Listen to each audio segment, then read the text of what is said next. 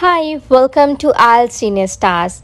Before stepping to the listening exercise, to subscribe to the channel to get best Ielts tips and guidance targeting 8 plus bands. We do provide online one-on-one classes where we help you score your desired bands. Do connect with us on WhatsApp or on our Instagram account to book a free demo. Now let's start with the listening exercise. You will hear a number of different recordings, and you will have to answer questions on what you hear. There will be time for you to read the instructions and questions, and you will have a chance to check your work. All the recordings will be played once only. The test is in 4 sections. At the end of the test, you will be given 10 minutes to transfer your answers to an answer sheet. Now turn to Section 1. Section 1. You will hear a telephone conversation between a teacher from the art centre and a female student's father about her art courses. First, you have some time to look at questions 1 to 3.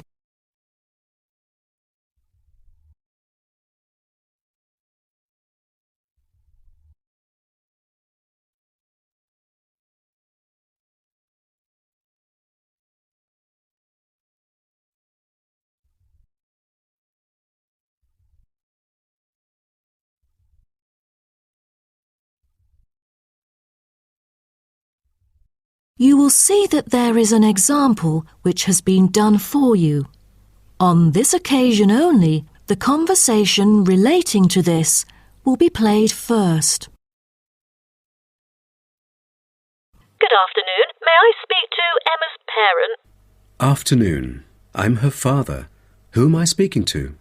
This is Emma's teacher, Jane Carson, calling from the Arts Centre. I'm just calling to talk about her drama class at the centre. Oh, thank you for calling. How's Emma doing in drama class? You know, she just transferred here last month, unlike the others in her class who have been taking the course the whole semester since June. So I'm a bit worried that she might not fit in so well.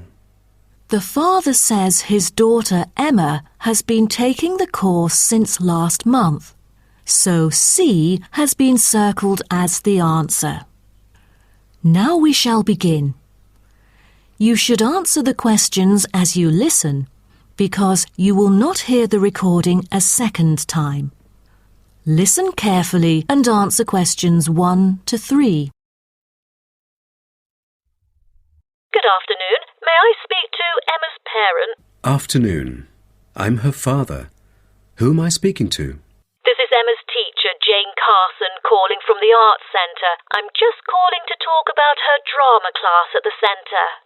Oh, thank you for calling. How's Emma doing in drama class?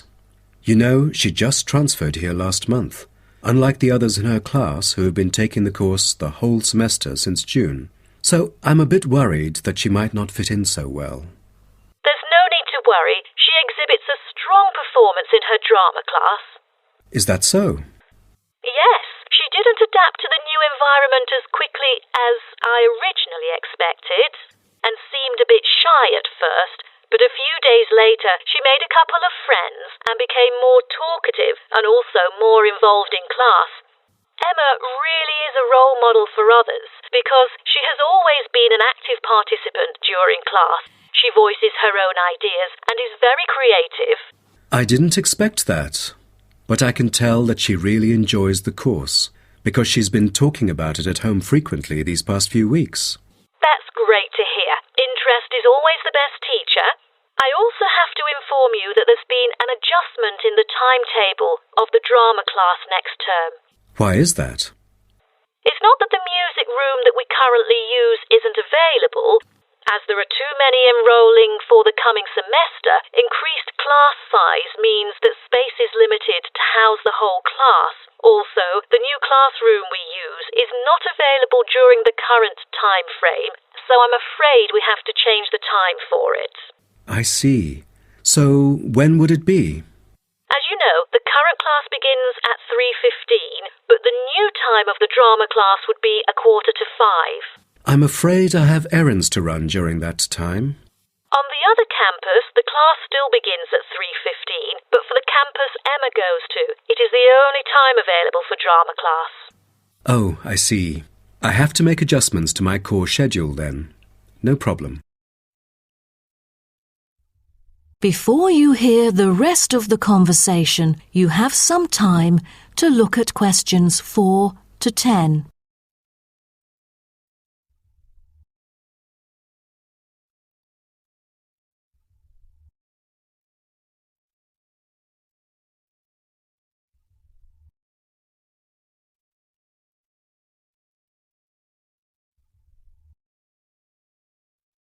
Now listen and answer questions 4 to 10.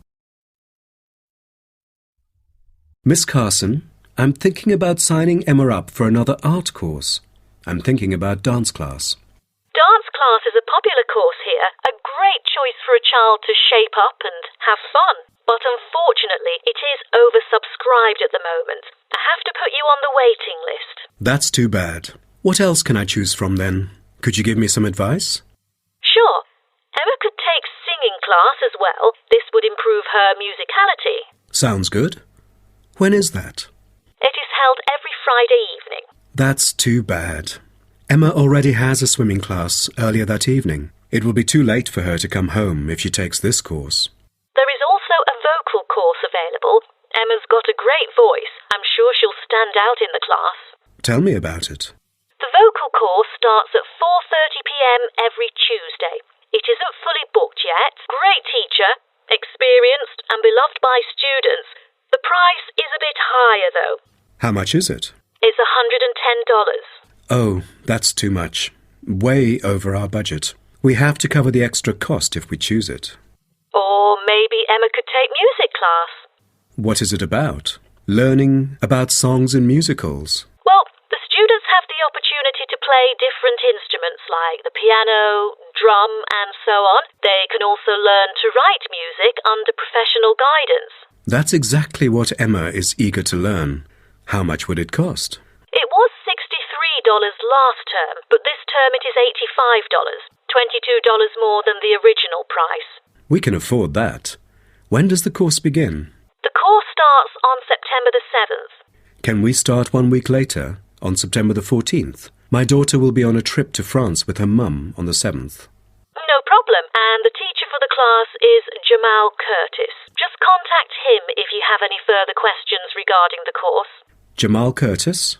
How do you spell Curtis? Oh, it's Curtis. Thank you.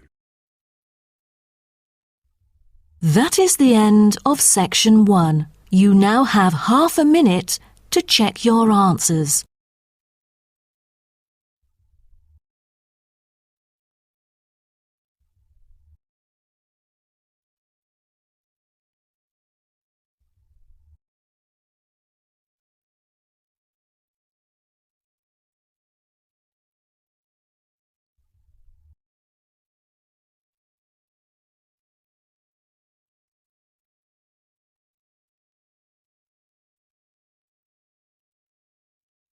Now turn to Section 2.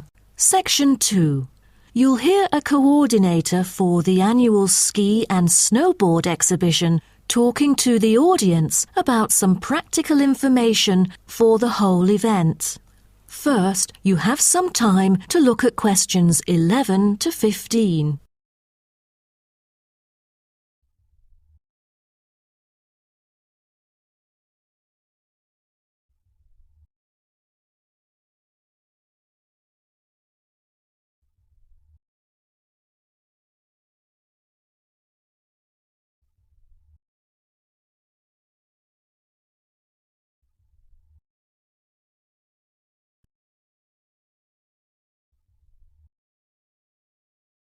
Now listen carefully and answer questions 11 to 15. Good morning, everyone, and welcome to the annual ski and snowboard exhibition held from April the 8th to 17th. I am Mary Granger, coordinator of the event this year. The 10-day event features many highlights. As a snow sports lover, I know you are looking forward to a great time here. Now, I'd like to offer you some practical information about the whole event and what to expect from it.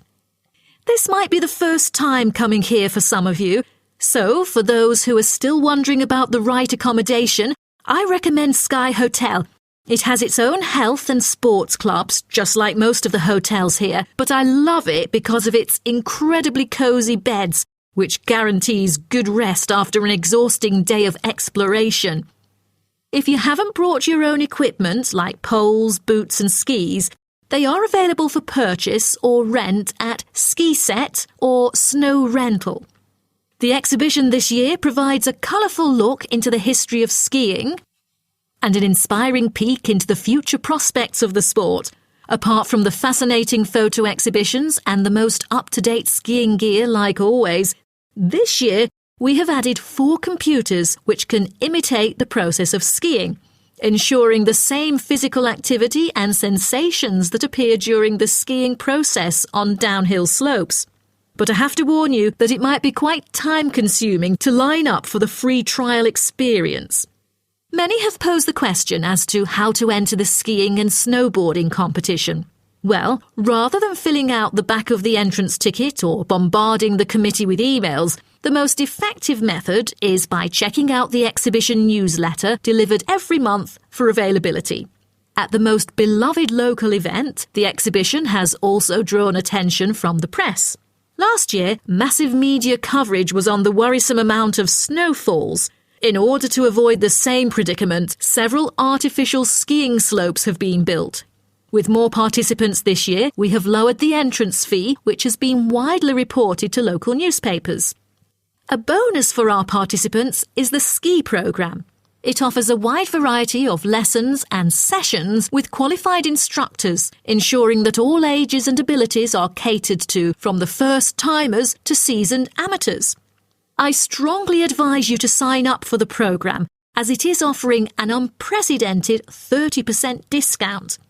That's mainly because we are cooperating with the programme organiser, who promises affordable prices only for the participants of the festival this year. Before you hear the rest of the talk, you have some time to look at questions 16 to 20.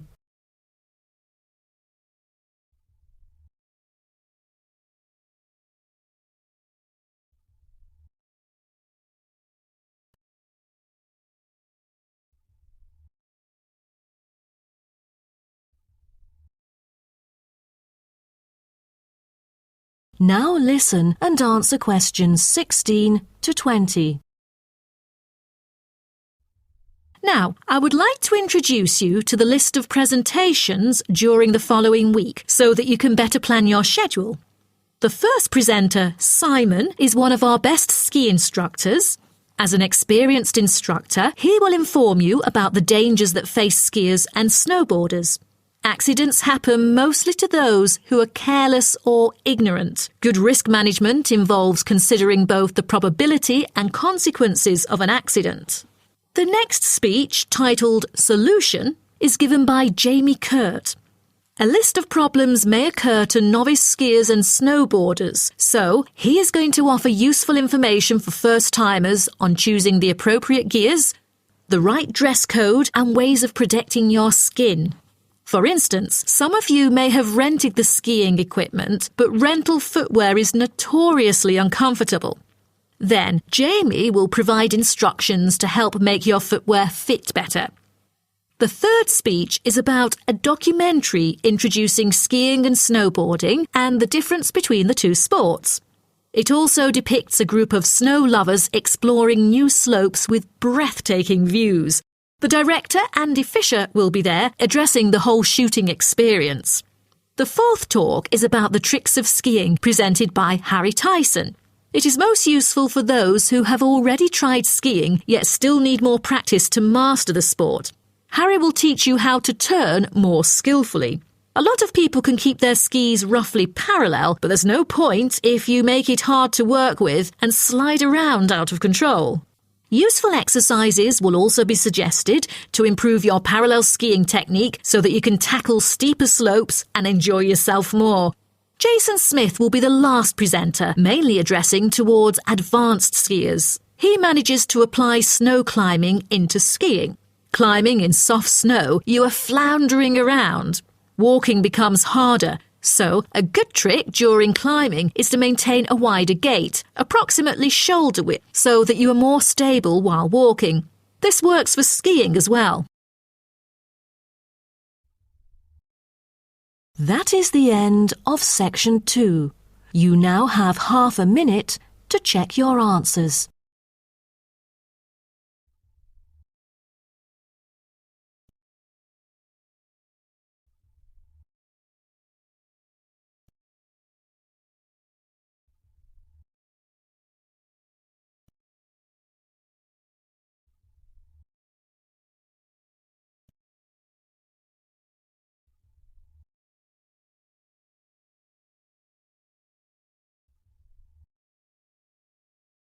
Now turn to section 3. Section 3. You will hear a student called Jerry discussing a pedagogy course with his tutor. First, you have some time to look at questions 21 to 23.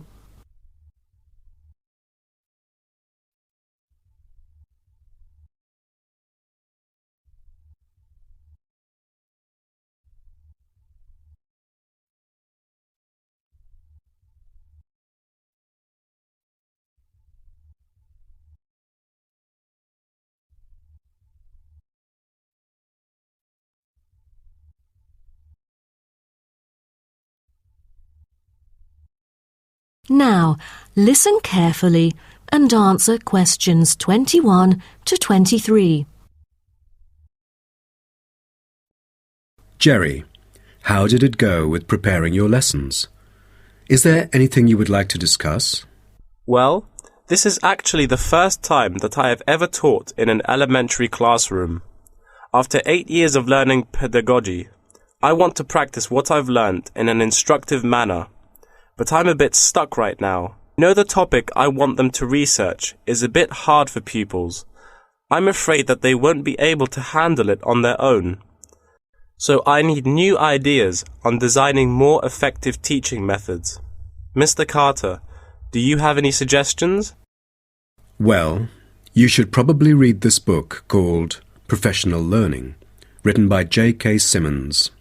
He is a professor who just transferred here last semester, but is already popular amongst the students for his creative teaching methods.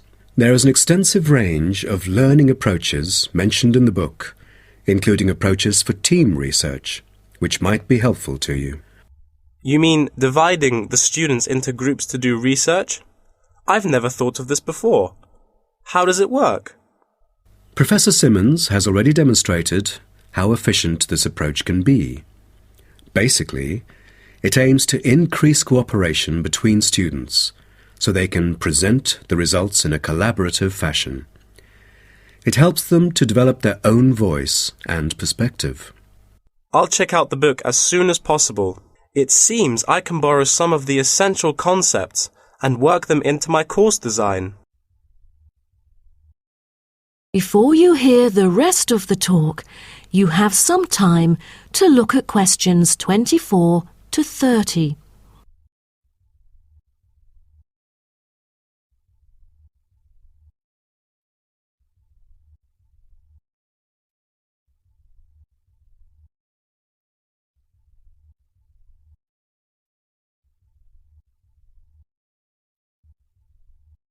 Now listen and answer questions 24 to 30. Well, I was thinking maybe I could use both observation and non-observation as a part of my teaching methodology.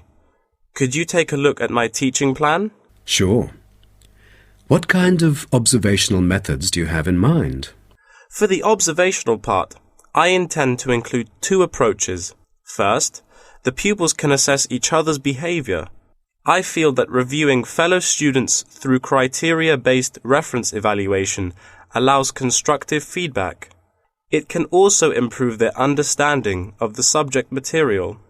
That's a smart move for a large class that would be hard to observe all by yourself.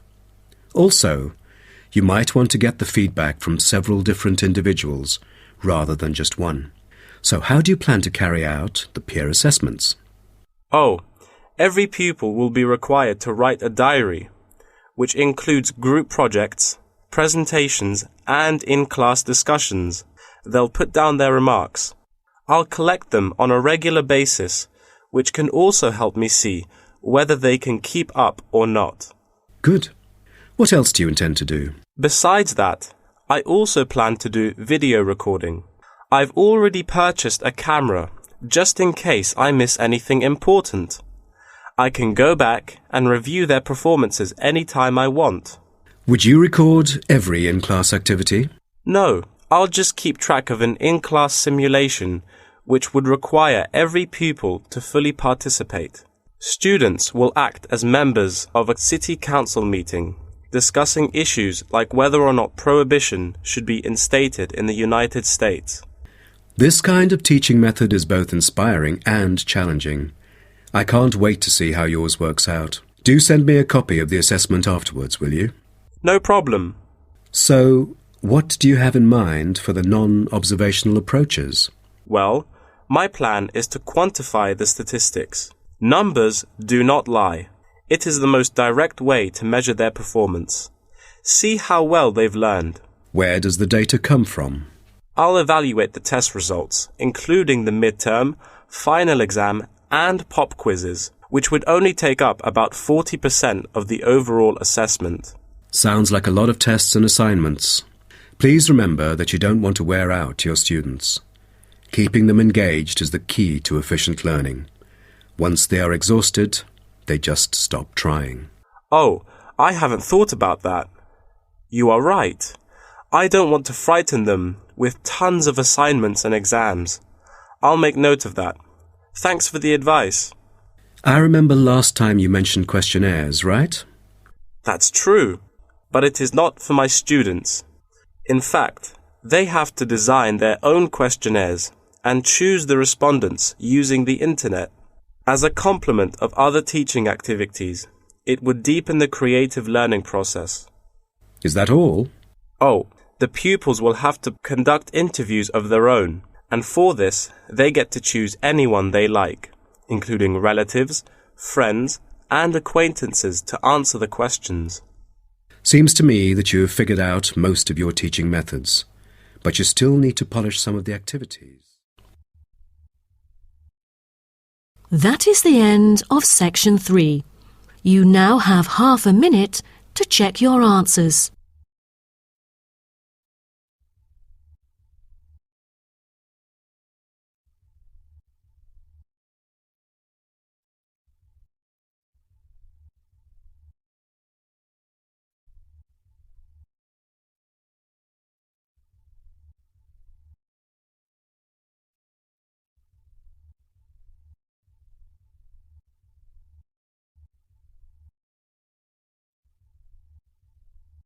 Now turn to section 4. Section 4. You will hear part of a lecture about urban migration. First, you have some time to look at questions 31 to 40.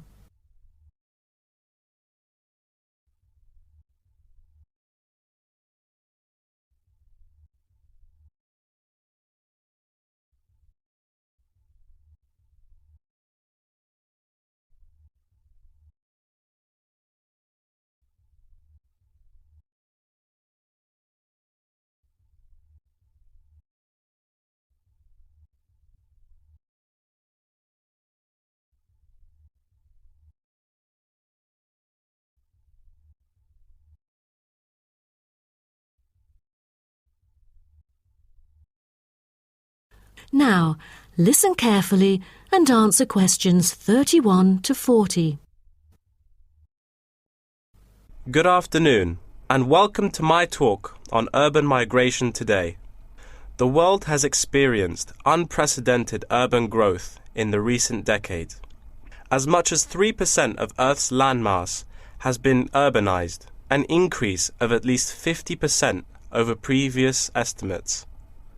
Today, people living in cities already outnumber those in rural areas, and the trend does not appear to be reversing. In addition, cities have larger amounts of carbon consumption than rural areas.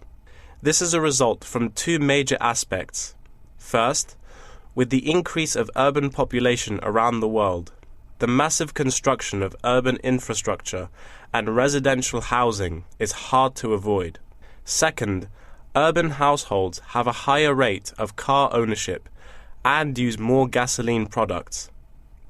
Even though rural exodus is often negatively judged, there are also benefits of migration shared by the local environment and the society as a whole. Well, firstly, global trends of increasing urban migration and population urbanization can provide opportunities for nature conservations, particularly in regions where deforestation is driven by agriculture. As rural dwellers leave their homes, local forests are left to recover. What's more, it is easier for city dwellers to get around. Living in the country means transport can be very difficult. For instance, after midnight there are no buses or taxis in the countryside. However, there is still a number of public transport modes to choose from in the city. Finally, with more funds and advanced technology, cities endeavor to produce clean energy. New power plants have been built to take harmful methane gas created by the decomposition of rubbish and convert it into electricity. By doing so, an important greenhouse gas is turned into useful energy rather than being directly emitted into the atmosphere. The hustle and bustle of city life offers women the opportunity to explore different professions and pursue their own careers. Women in cities work as engineers, managers, and even football players. This change of roles has affected their marital status and family life. More women are choosing their careers over marriage, which raises the graph of late marriages.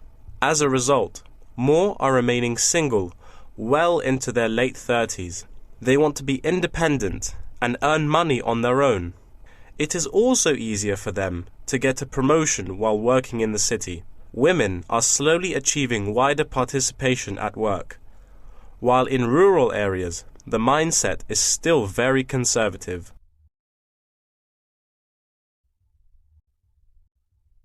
However, cities also change the way that humans interact with each other and the environment, often causing multiple problems. In general, urban wages are significantly higher, so moving to the city is an opportunity to earn what was impossible in rural areas. However, the wage difference is often offset by the higher cost of living and absence of self-produced goods, including subsistence farming. A sizable proportion of new corners attach greater importance to money and gradually abandon their former way of life, thus risking losing their culture. These new city residents are also faced with another problem. According to statistics, crime rates are significantly higher in densely populated urban regions than in rural areas. For instance, property crime rates in our metropolitan areas are 3 to 4 times as high in comparison to the rates in rural communities. Immigrants, upon arrival into cities, typically move into the poor, blighted neighborhoods because that is where they can afford to live.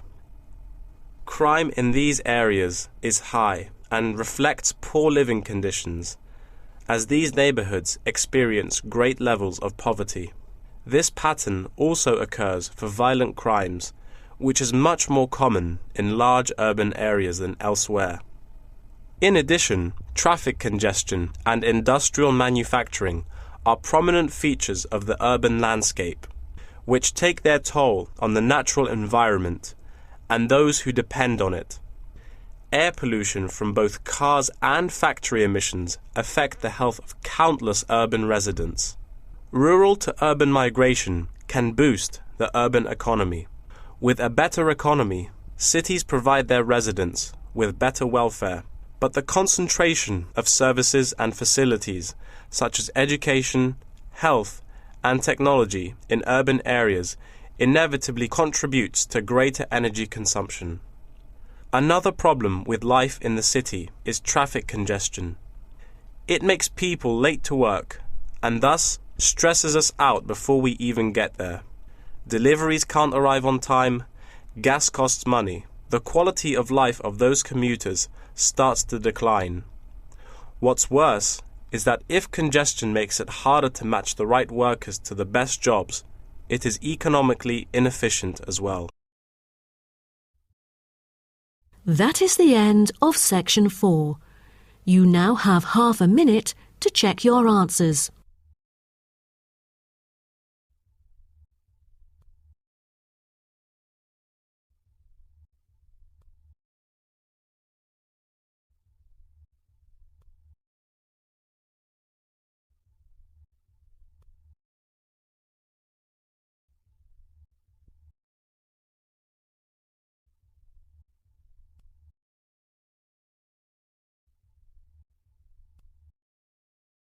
That is the end of the listening test.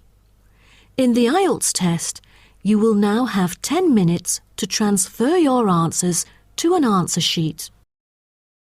I hope you are improving daily by practicing listening tests from our channel. Do let us know in the comment section how much you scored. Thank you.